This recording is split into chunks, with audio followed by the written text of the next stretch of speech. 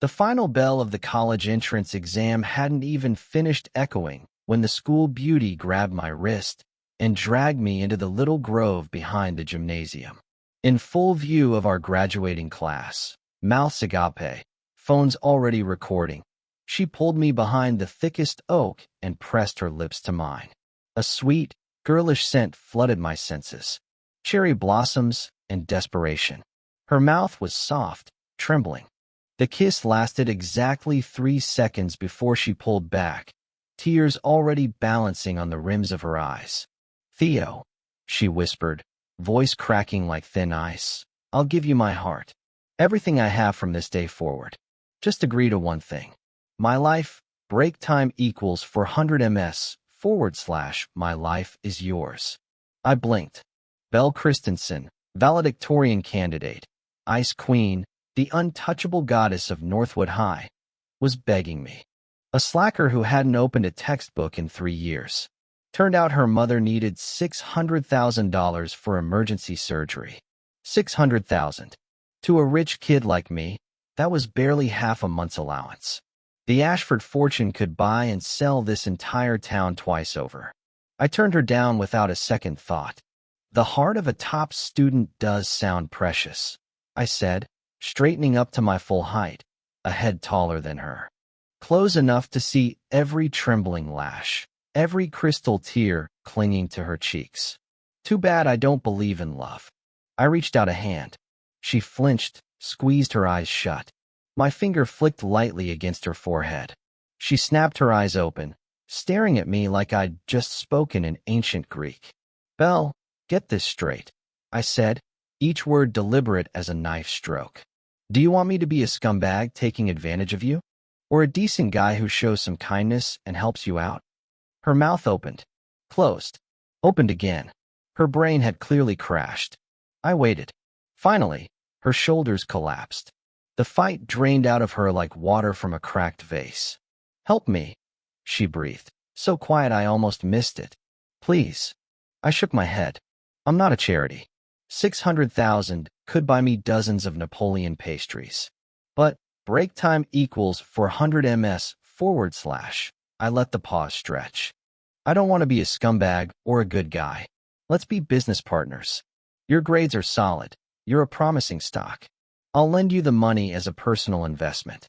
I can wire it right now." Disbelief and joy blazed across her face.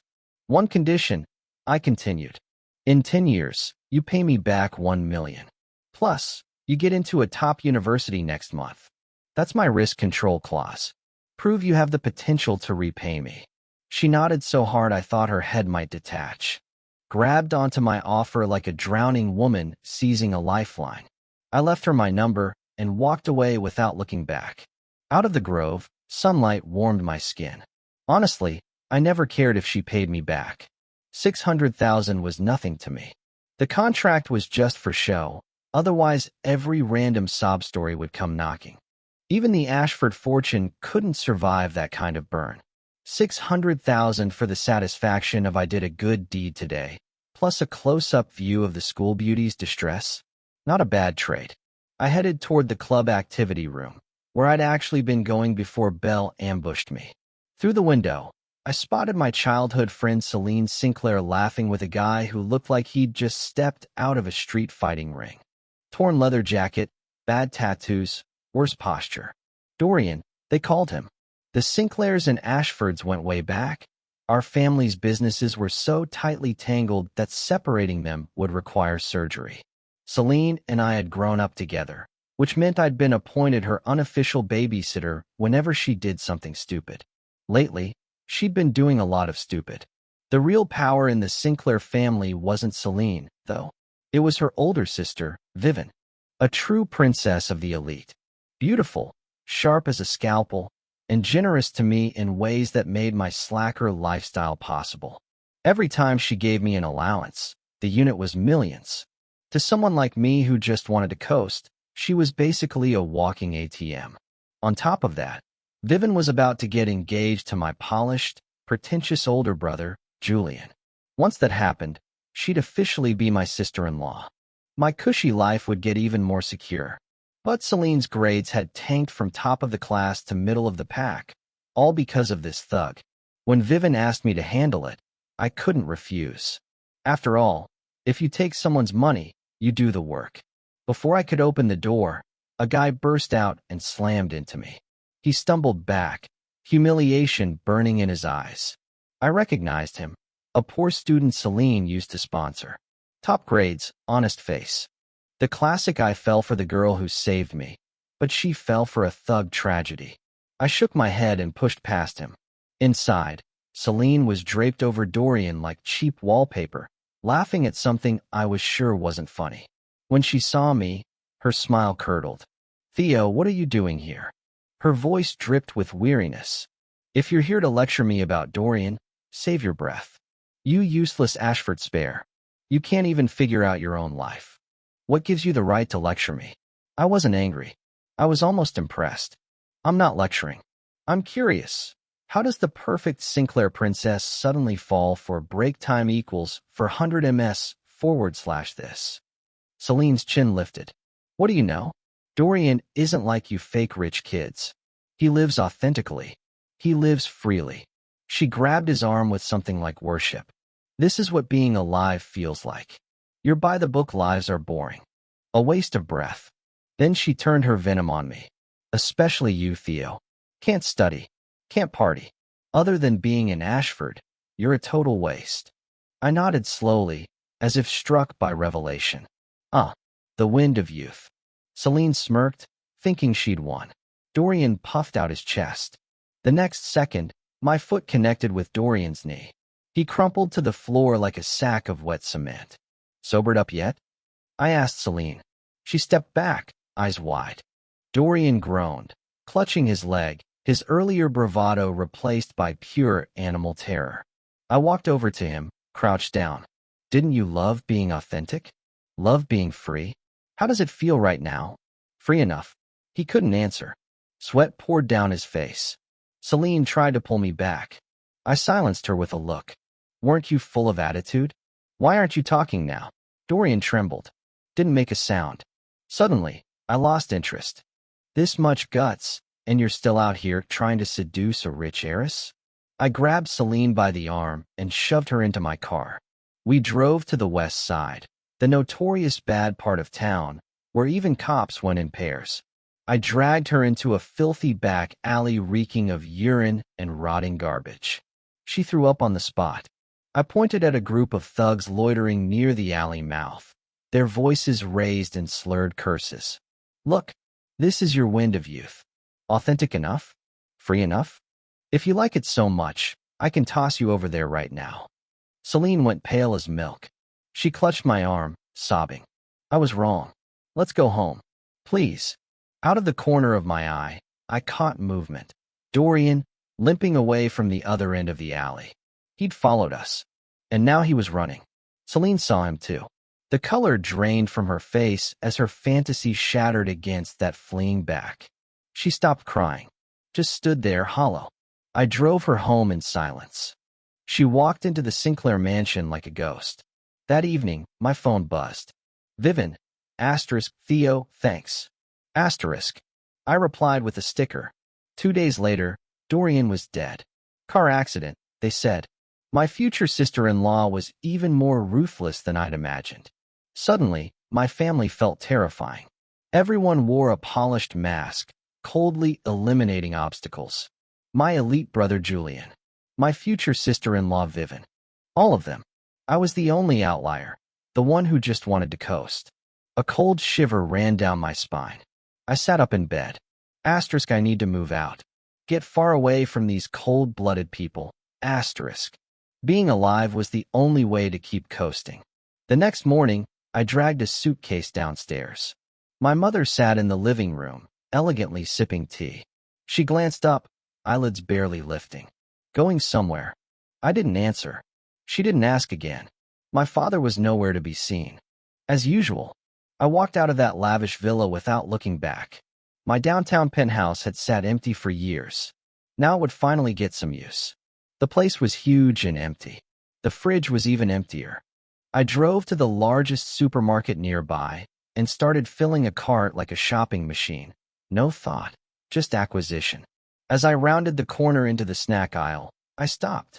A girl, maybe 16 or 17, small in a faded school uniform, was sneakily stuffing a bag of bread up her sleeve. She looked clean enough, but her hands told a different story. Rough, chapped, the hands of someone who worked too hard for her age. I leaned against the shelf, arms crossed, and watched. She struggled. The sleeve was too tight, the bread too bulky. She tried again and again, beads of sweat blooming on her forehead. Finally, she sensed something. Her body went rigid. Slowly, she raised her head. Our eyes met. 10 seconds. Her face cycled through white, red, and then a deep, humiliated crimson. Those big eyes filled with terror, then panic, then shame so thick it seemed to drown her. The bread slipped from her hand and thudded to the floor. She looked like she wanted the ground to open up and swallow her whole. I walked over, picked up the bread, and tossed it into my cart.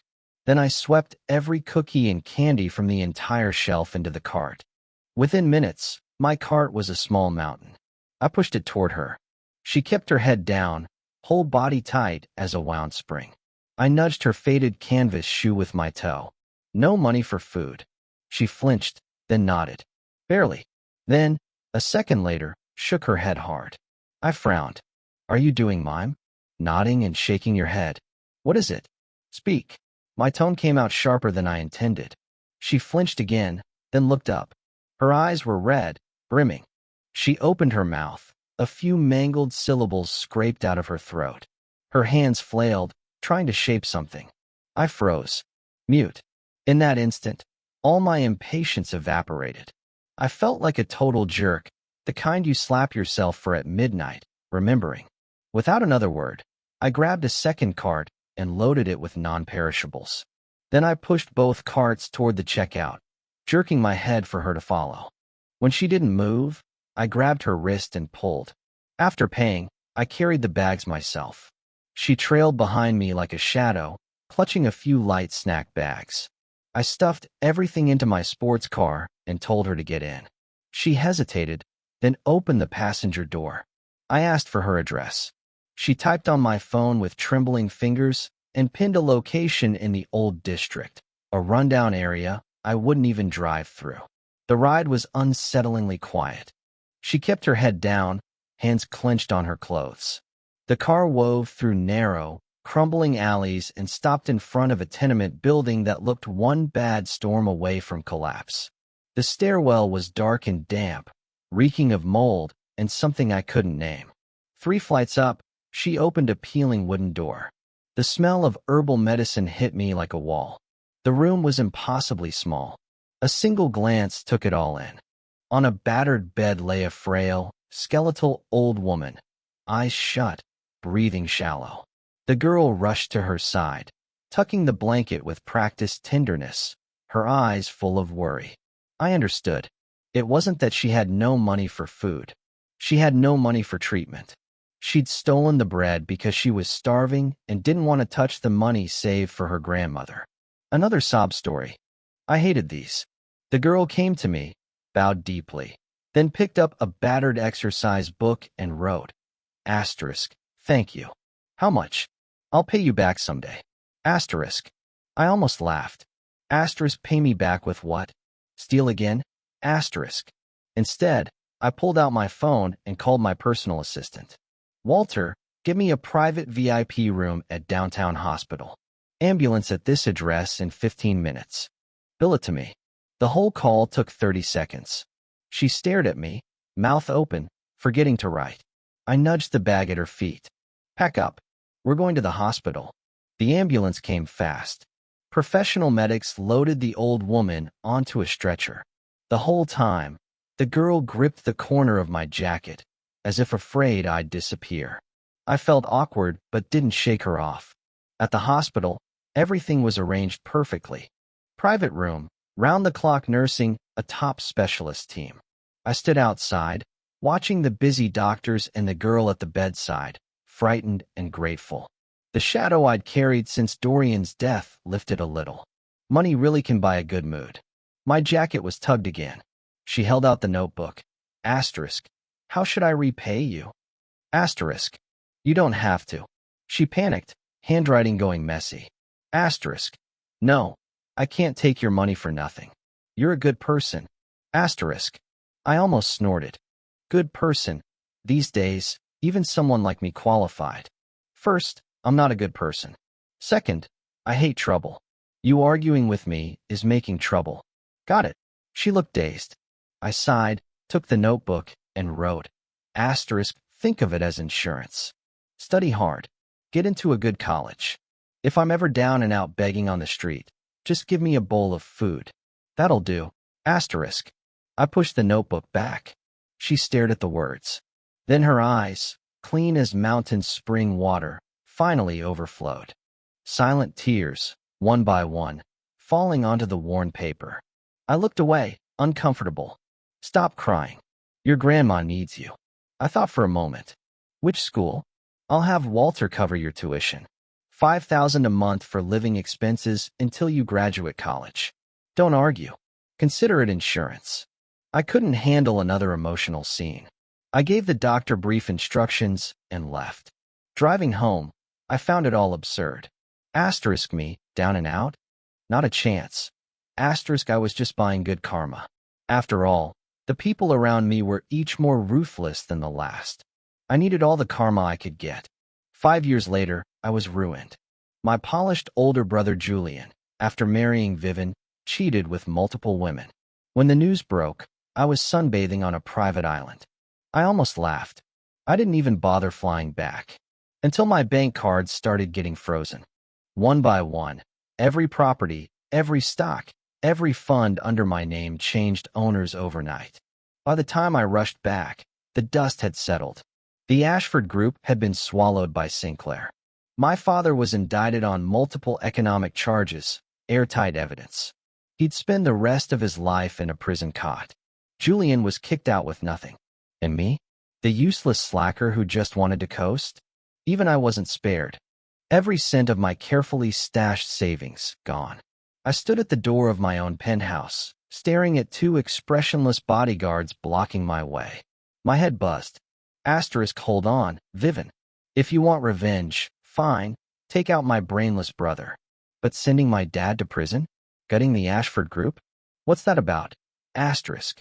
The door opened. Vivian sat on my favorite sofa, elegantly swirling a glass of wine. 5 years on, she was even more beautiful and colder. That aura of absolute control made it hard to breathe. She smiled. Theo, you're back. I said nothing. She stood and walked toward me, reached out to touch my face. Don't look at me like that. I didn't want this either. I turned my head away. Your brother was too stupid, she said. I gave him a chance. He didn't value it. So that's why you wiped out my whole family. She tilted her head, playful. He wronged me first. My revenge is justified. She stepped closer, predatory.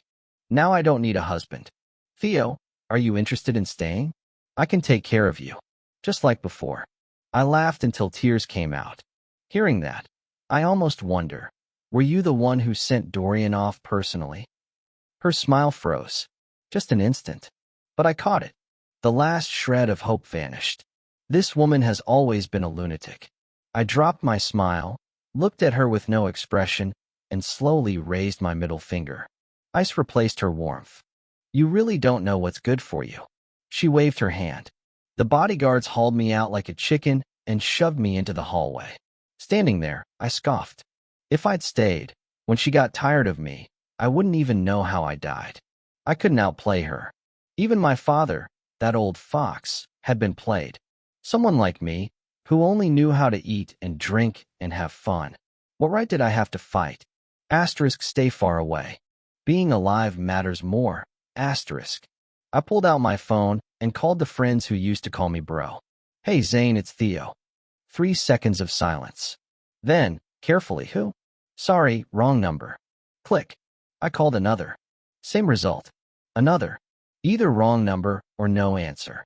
I leaned against the cold wall, deleting those so-called friends one by one. By the end, only a few family numbers remained. I sold everything valuable. came out to less than 100,000. In the old days, that wouldn't have covered one night's bar tab. Now it was my entire net worth. I wandered the streets aimlessly and somehow found myself back at the foot of my own building. I laughed bitterly. If all else failed, I'd work an assembly line. Low bar to entry, food and housing included. I'd had my fill of the rich life anyway. Head down, walking, I suddenly crashed into a soft embrace. A faint, clean scent, like fresh bread and vanilla, reached me. I started to apologize, then looked up. A pair of clear eyes caught me. A pretty young woman. Familiar, though I couldn't place her. But she clearly knew me. Her eyes, the moment she recognized me, burst with indescribable joy and relief. She opened her mouth, then seemed to remember something. She fumbled out her phone and typed quickly. The screen read, Asterisk, Mr. Ashford, do you remember me? Asterisk. Mr. Ashford, not many people address me like that anymore. I studied her face. Fragments of memory slowly pieced together. The supermarket. The trembling girl. The rundown room. It's you. Her eyes lit up, nodding hard. How are you here? She typed, Asterisk, I saw the news about your family. I was so worried. I thought you might come back here, so I've been waiting since yesterday. Asterisk. Something hard thudded in my chest. 24 hours. She'd been standing at the foot of this building I could no longer enter, holding out an uncertain hope, waiting for me. While my so-called friends were busy distancing themselves, a girl I'd almost forgotten had kept vigil for me. A full day and night. I tugged at my mouth, wanting to say something. She read my awkwardness. The screen showed, Asterisk, do you have nowhere to go? Asterisk. I stayed silent. She put away her phone, then did something I never expected. She reached out and gently tugged the sleeve of my hoodie. Her grip was light. I could have pulled away, but that thin pleading pull was like an invisible chain. She turned and pulled me toward the street corner. I didn't resist. We arrived at a small bakery glowing with warm light. The sign read Glimmer Bakery. The door was closed, but lights still shone through the window. She unlocked it and gestured for me to step inside. The shop was small but spotless. The air smelled of butter and wheat, of warmth and patience. She took a carefully laminated folder from beneath the counter and pulled out a yellowed sheet of paper, pushing it toward me. My handwriting. The insurance clause from 5 years ago. Asterisk, if I'm ever down and out begging on the street, just remember to give me a bowl of food. Asterisk. She pointed at the words, then at me, then at herself, then at the shop. Her eyes were serious, like she was fulfilling a sacred contract. Finally, she turned and took a still warm croissant from the oven and held it out to me.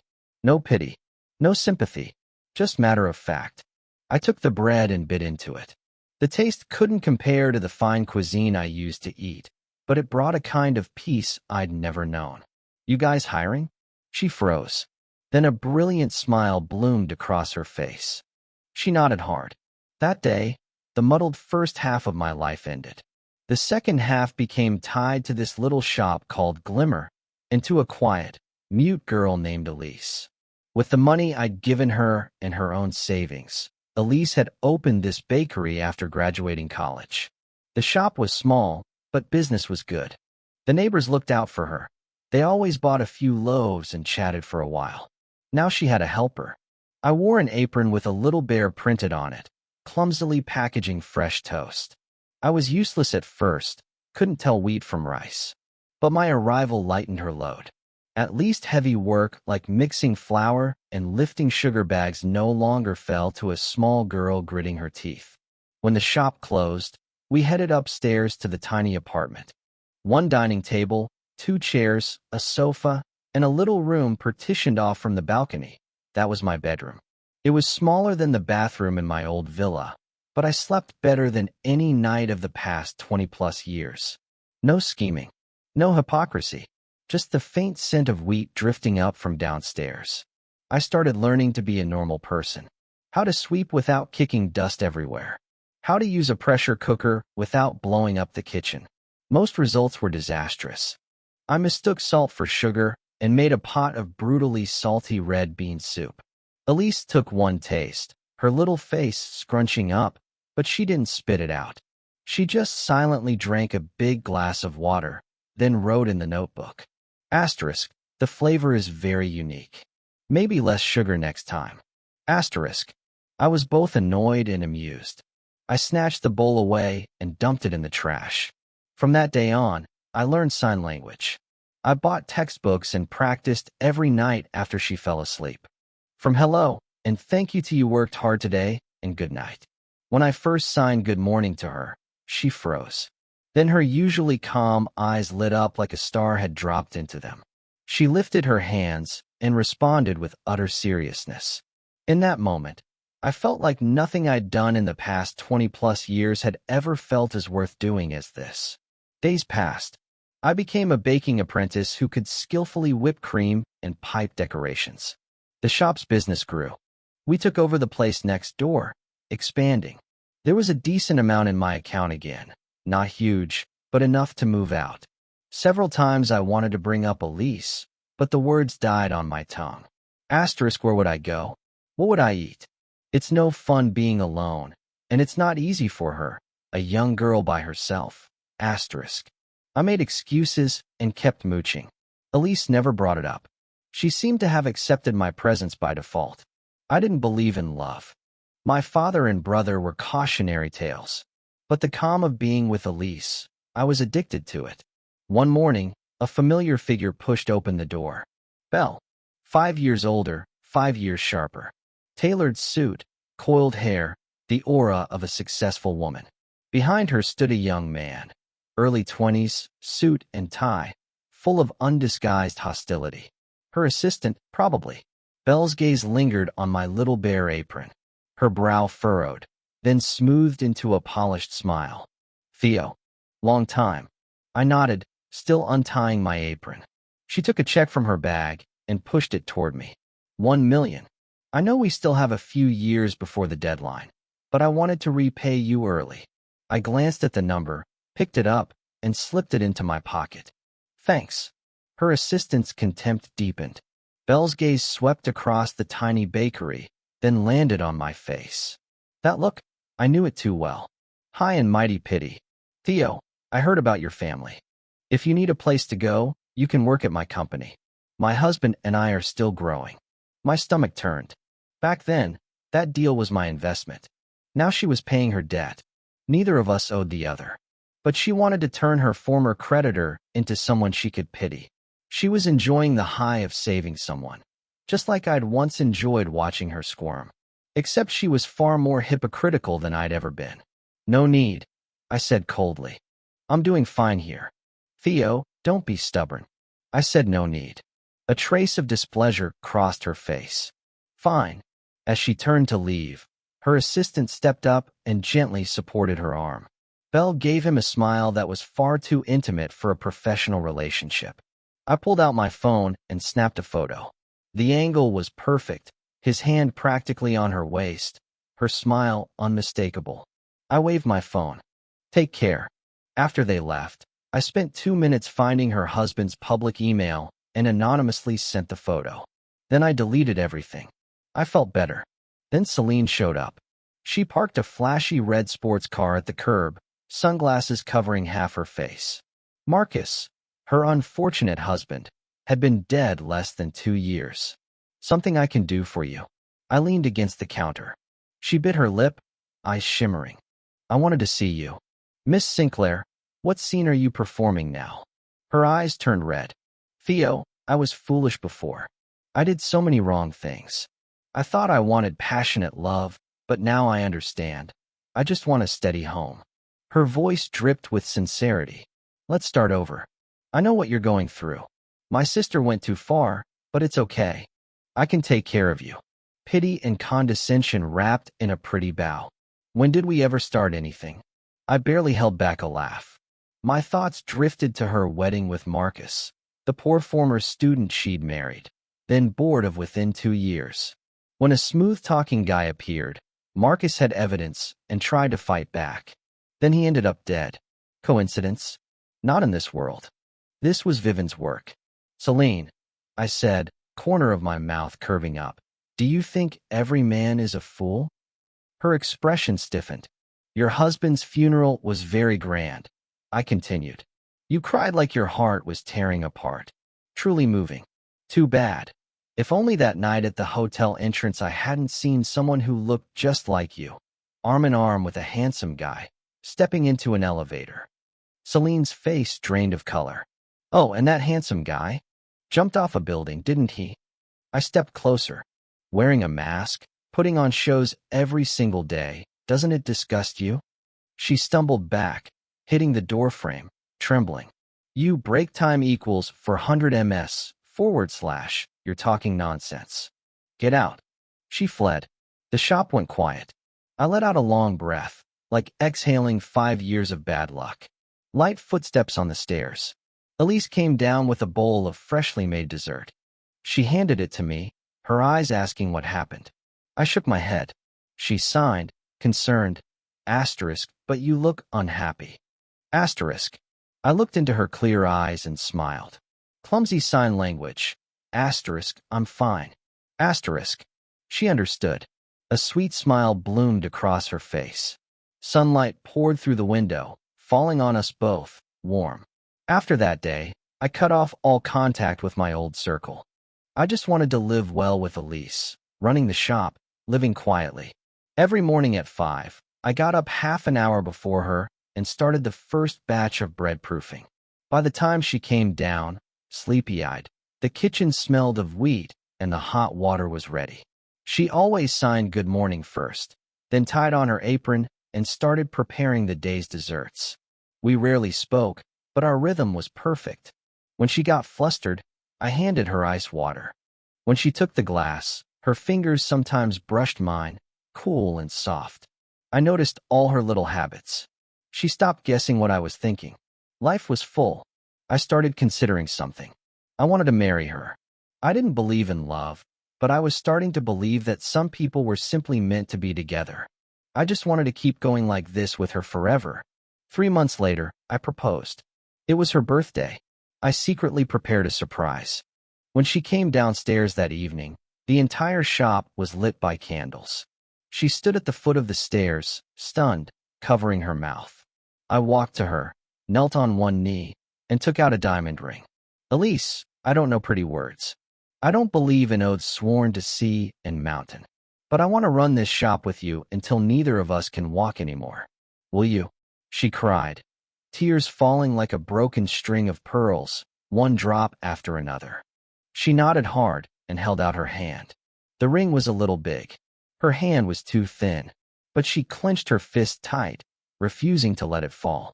I pulled her into my arms, breathing in the faint scent of her hair. In that moment, I felt like my past 20-plus years had all been preparation for meeting her. Our wedding was simple, just the neighbors and a few friends I was still on good terms with. I wasn't trying to put on a show. I just wanted to give Elise a proper wedding. Her grandma, much better now, came in a wheelchair. She held my hand and said faintly, "Thank you for taking care of our Elise." I felt awkward. She's the one taking care of me. At the exchange of rings, Elise's hand trembled. I held it and whispered, "Don't be nervous. It's just a formality." She laughed, and the nerves disappeared. The officiant asked the questions. I said I do. Elise signed I do, and I translated. When it was time for the kiss, she got shy, face red as an apple. I kissed her lips lightly, very softly, as if afraid to hurt her. Then I leaned close to her ear. "Mrs. Ashford, please be good to me from now on." She laughed in my arms, shoulders shaking. After the wedding, we went back upstairs to our little home. Elise changed out of her wedding dress, put on everyday clothes, and cooked me a late-night snack. I stood in the doorway, watching her move around, and felt content. She saw me lost in thought and waved a hand. She mouthed, "What are you thinking?" "You." Her face turned red again. She gave me a playful slap, then wrote, "Theo, do you regret it?" No. You. No. It just feels like a dream. I pinched her cheek. "Does that hurt?" She covered her face and glared, then wrote, "This isn't a dream." I love you. Asterisk. Her fingers trembled under the warm yellow light. Her lashes looked like butterfly wings dampened by rain. Something slammed into my chest. Not the racing heart of a schoolboy crush, not the vanity of throwing money around, but a fine, dull ache wrapped in solid ground I'd never felt before. I took the pen, closed the notebook, and put on a stern face. Mrs. Ashford, writing this so late. Are you trying to keep me up all night? She waved her hands, face flushed, and clumsily signed.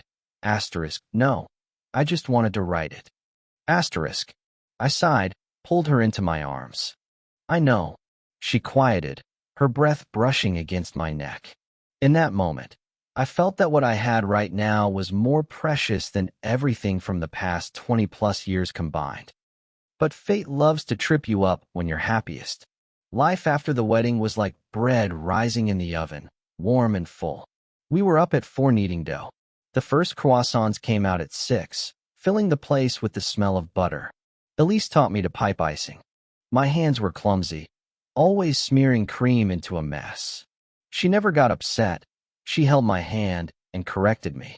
In the afternoon, she napped on the counter. Sunlight filtered through the window, scattering little patches of light across her face. I often lost myself watching her sleep. Asterisk, how can this girl be so clean? Like she's never been touched by this muddy world. Asterisk. But mud always splashes up. One rainy night, just before closing, a group of drunk men slammed the glass door open. The one in front was a local thug named Bruno. He'd tried to collect protection money before and been chased out with a broom. Now reeking of alcohol, he kicked over the potted plant at the door. Mute girl, get out here. Elise was going over the accounts. She looked at me. I pushed her behind me and grabbed a rolling pin. Looking for trouble? Bruno grinned, yellow teeth. Young Master Ashford really thinks he's somebody now. Heard you married a mute. Me and the boys came for a celebration drink. His thugs laughed, eyes glued to Elise. Get out. Wow, protective. He stepped closer, alcohol breath blasting my face. You want to keep this shop open or not? Suddenly, Elise stepped out from behind me, holding a box of freshly baked cookies, forcing a smile, gesturing to them.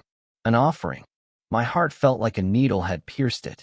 This fool, always thinking kindness can dissolve cruelty. Bruno smacked the box away. Cookies scattered. Who eats this crap? He reached for Elise's wrist. I snapped. I swung the rolling pin at him. In the chaos, I took punches and kicks. I don't remember how many. I just remember shielding Elise in the corner of the counter. Sirens approached. The thugs scattered. Elise's trembling hand touched the blood at the corner of my mouth.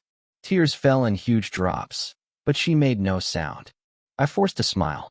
What are you crying for? Your man is still alive.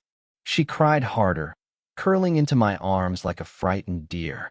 That night, she slept holding my arm, jolting awake at every sound. Rage turned inside me. What if I hadn't protected her? The next day, I bought a solid steel rod and put it under the counter. When Elise saw it, she shook her head hard.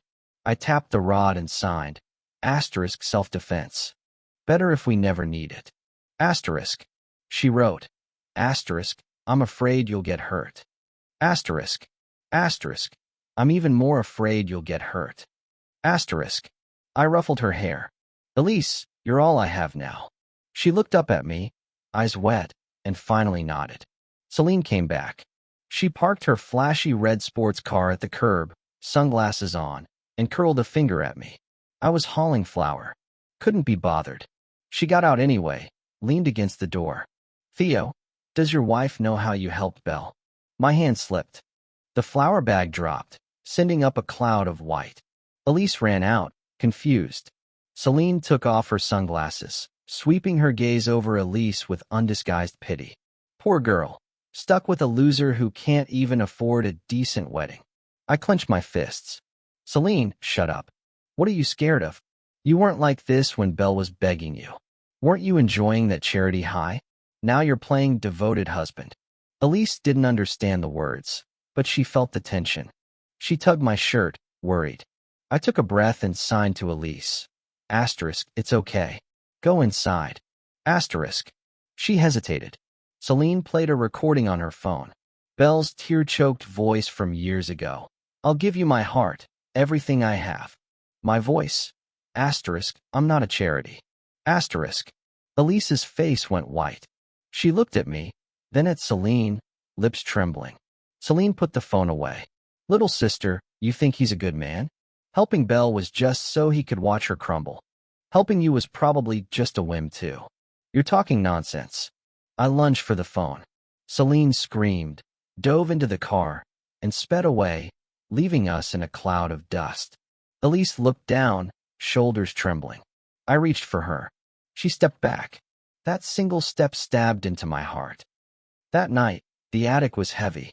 Elise had her back to me, fixing the bed. I turned her shoulders. Do you believe her? She wrote. Asterisk, is it true? Asterisk. Yes and no. I told her everything. How I'd rejected Belle, the contract. Elise, I'm not a good person. But with you, I never thought of it as charity. She stayed silent so long I thought she'd never speak. Finally, she signed, asterisk, I'm scared. Asterisk. Of what? Asterisk. That one day you'll get bored and not want me anymore. Asterisk, her fingers trembled. Asterisk, I only have you. Asterisk. My heart twisted. I pulled her into my arms. Silly girl. I'm the one who only has you.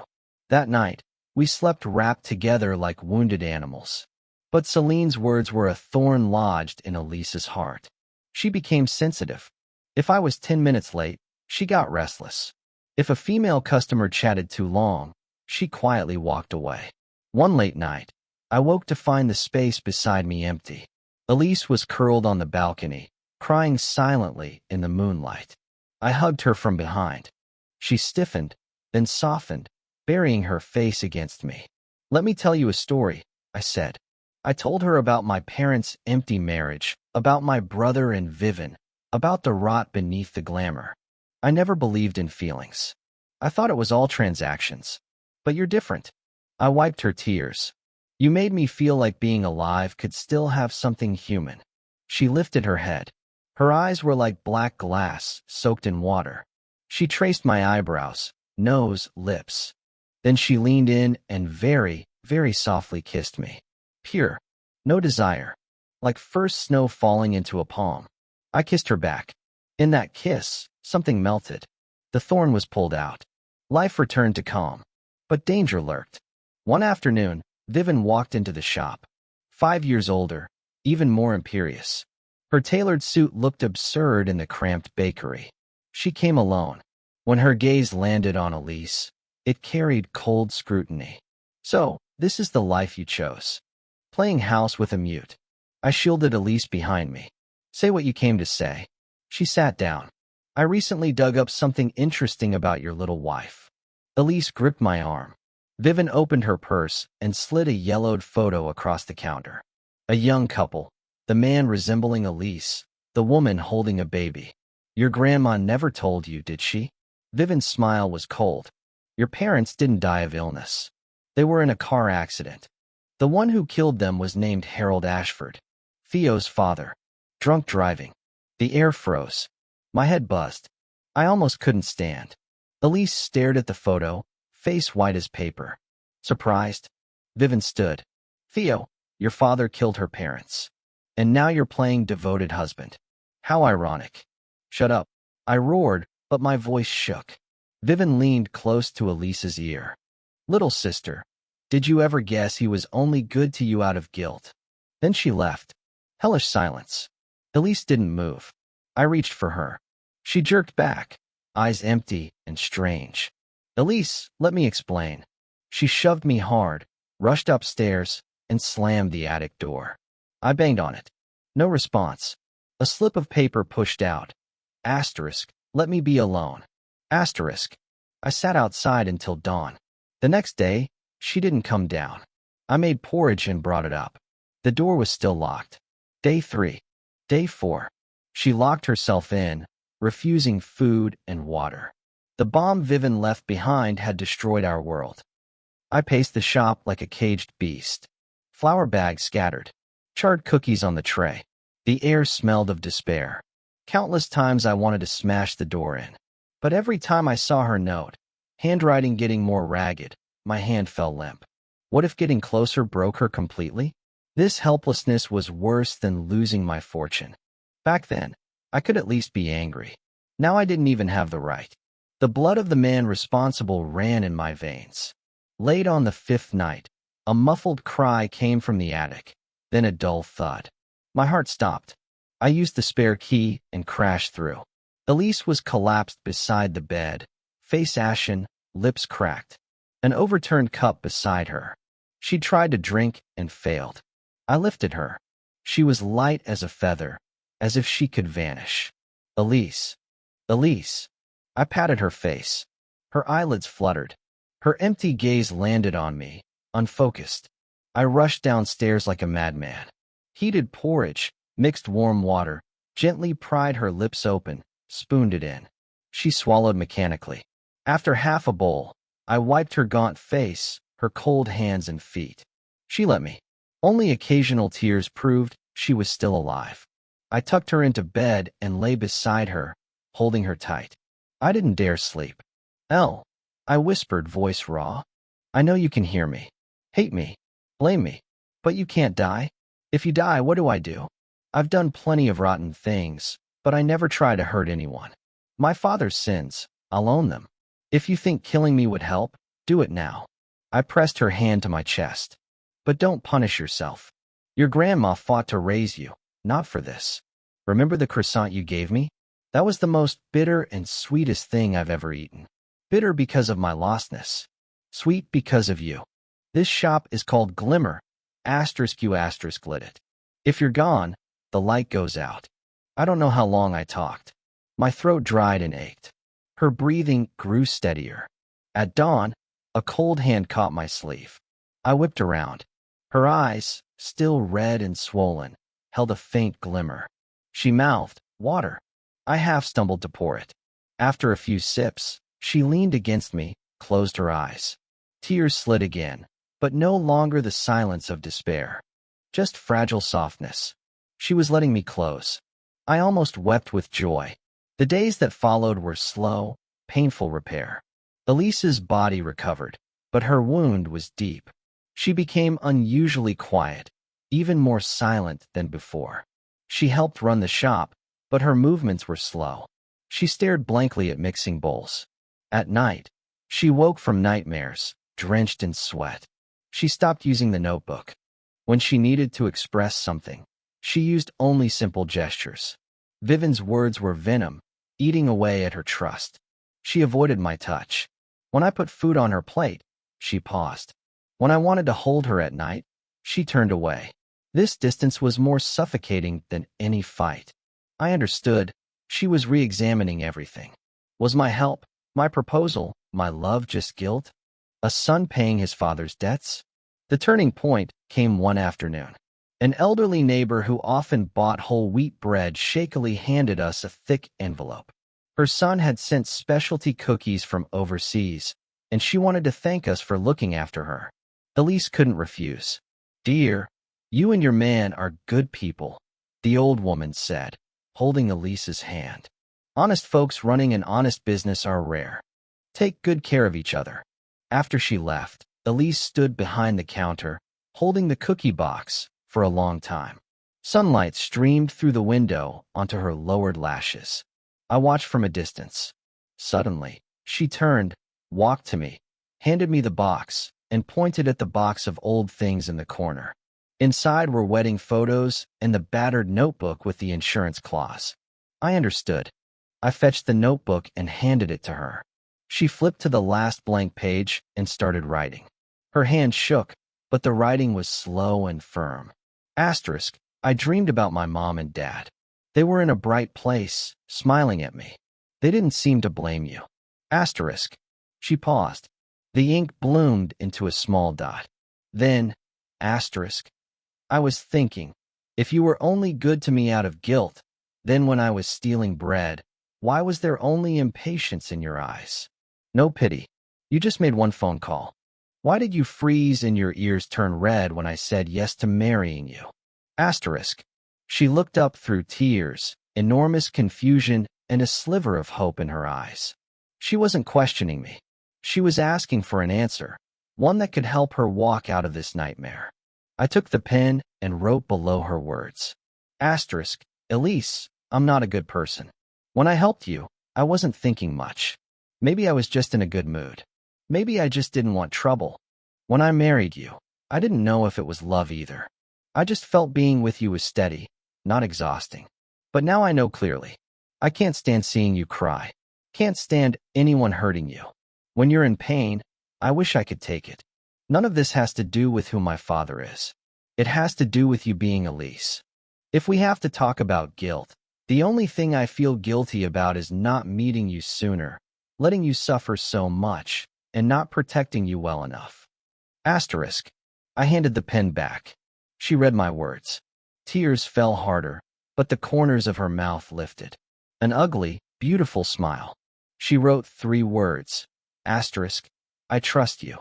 Asterisk. Then she put down the pen and reached out on her own, gently taking my fingers. Her fingers were still cold, but that firm grip cleared every shadow from my heart. That night, she didn't sleep with her back to me. She curled into my arms like a baby bird finding its nest, breathing even and long. Listening to her breathing, I thought, asterisk, this is the most beautiful music in the world, asterisk. The scar was still there. Maybe it always would be, but we were learning to live with it. And because we carried this weight together, our bond grew stronger. A few days later, we decided to leave the city. Not just because of Vivian's threats, we wanted a change of scenery. A place without the shadow of the past. Elise agreed without hesitation. To her, wherever I was home.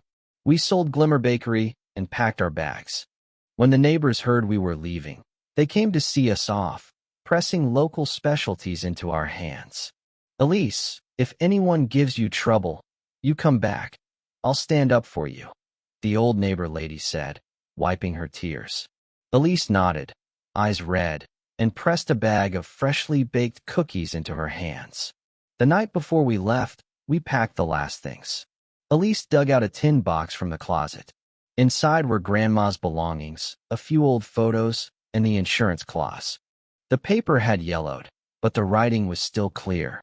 Asterisk, if I'm ever down and out begging on the street, just remember to give me a bowl of food. Asterisk. She looked at the paper, smiled, and cried as she smiled. She wrote on the back and handed it to me. Asterisk, in this life, my bowl will always be half yours. Asterisk. My eyes burned. I pulled her into my arms. Okay, it's a promise. The train started moving. The city that had carried so much of our pain and warmth faded outside the window. Elise fell asleep on my shoulder, her hands still gripping the corner of my shirt. Sunlight poured onto her face, calm and peaceful. I kissed the top of her head and closed my eyes. What the future held, I didn't know. But as long as she was with me, anywhere was home. We settled in a small coastal town. Using the money from selling the shop, we opened an even smaller one, named A Bowl Shared. Elise handled the baking. I greeted the customers. Life was modest but peaceful. Elise slowly walked out of the shadow. The smile returned to her face. Sometimes at night, she still woke from nightmares, but I was always there to hold her, gently patting her back until she fell asleep again. One evening, a year later, we walked hand in hand along the shore. The sunset melted gold over the sea. Elise suddenly stopped, pointing at something glinting in the sand. I picked it up, a piece of glass smoothed round by the waves, refracting warm light. She took the glass, held it up to the light, then placed it in my palm, folded my fingers shut, and signaled for me to keep it safe. A love token, I teased. She nodded hard, eyes shining. One afternoon, the shop had almost no customers. Elise was preparing cake bases. I was going over the books. I heard a faint sniffle. Looked up. Elise's hand holding the whisk was frozen. She stared out the window. A young father walked past, carrying his little daughter on his back, her bell-like laughter drifting through the glass. I put down the ledger and walked over. She didn't look at me, her gaze following them until they disappeared. Her face looked pale, her eyes filled with longing and sadness. I touched her arm. She snapped out of it, forced a smile, shook her head, signaling she was fine, then lowered her head and stirred the batter harder. I knew she was missing her own parents. That childhood of laughter with mom and dad, a hole she could never fill. Vivian's words were a poisoned thorn. Even on sunny days, they still found moments to sting her. That night after closing, we sat on the back step, feeling the sea breeze. Elise leaned against my shoulder, very quiet. Elise, I broke the silence. Should we go visit them? She stiffened, confused. Your mom and dad. I know where the cemetery is. It was in Vivian's files. We'll talk to them. Tell them you're doing well. And say sorry on behalf of my father. The last words came out with difficulty, but I had to say them. Elise froze. Tears gathered, but she forced them back. Struggle and fear in her eyes, then resolve. She nodded hard. We picked a clear morning, closed the shop, and headed to the cemetery on the outskirts. Elise carried a bouquet of white daisies and greenery. The cemetery was quiet, nestled against a hillside facing the sea. We found the joint grave. The headstone was simple, the photos faded beyond recognition. Elise crouched down and gently placed the bouquet. She wiped dust and fallen leaves off the headstone with her fingertips, gentle as if touching a fragile dream. She didn't cry, just silently wiped. After a long while, she stood and waved me over. I stood beside her. The sea breeze stirred our hair. Elise looked at the headstone, then at me, then raised her hands and signed slowly, pouring her whole heart into every gesture. Asterisk, Dad, Mom, this is Theo, my husband. Asterisk. She paused, took a deep breath. Asterisk, he's very good to me. We have our own shop, called A Bowl Shared. Life is peaceful. I'm content. We know about what happened in the past. Asterisk, her hands grew heavier, but remained firm. Asterisk, it was a terrible accident, but I know it wasn't Theo's fault. He's not the same as his father. Asterisk. She turned to me, tears finally sliding silently down her face, but a smile at the corner of her mouth. She continued to the headstone. Asterisk, so please don't blame him. Don't worry about me. I'm happy now. Truly. Asterisk. Watching her defend me to her parents, my throat choked. My eyes burned. I reached out and held her free hand. I faced the headstone and bowed deeply. Straightening up, I said solemnly, Dad, Mom, I'm Theo. I'm sorry. And thank you. Thank you for bringing Elise into this world. Please rest assured, as long as I'm alive, I will never let Elise suffer again. I will use everything I have to protect her. Every word from the bottom of my heart. A promise in words is light, but it was all I could do. We walked hand in hand toward the cemetery gate. On the way back, Elise seemed unusually light, like she'd set down a heavy burden she'd carried for years. She excitedly pointed at wildflowers and sighed. We could use the juice from that flower as natural food coloring. After that, I noticed a subtle change. The shadow in her eyes lifted. Her smile became brighter, more open. She started actively planning the future. What flowers to plant by the shop, whether to rent the place next door, even signing that maybe one day we could adopt a child. I knew that trip wasn't just a comfort to her parents. It was a formal goodbye from both of us to the past. We couldn't change the tragedy, but we could choose how to face the future. We poured out that bowl full of bitter memories. Then, in the remaining half bowl, we added understanding, forgiveness, and the sugar Elise brewed with her own hands, slowly, carefully tasting the flavor of the rest of our lives. One day after closing, we sat by the sea watching the sunset. The dying light dyed the water a gorgeous gold. Elise rested her head on my shoulder and suddenly traced a few characters gently into my palm.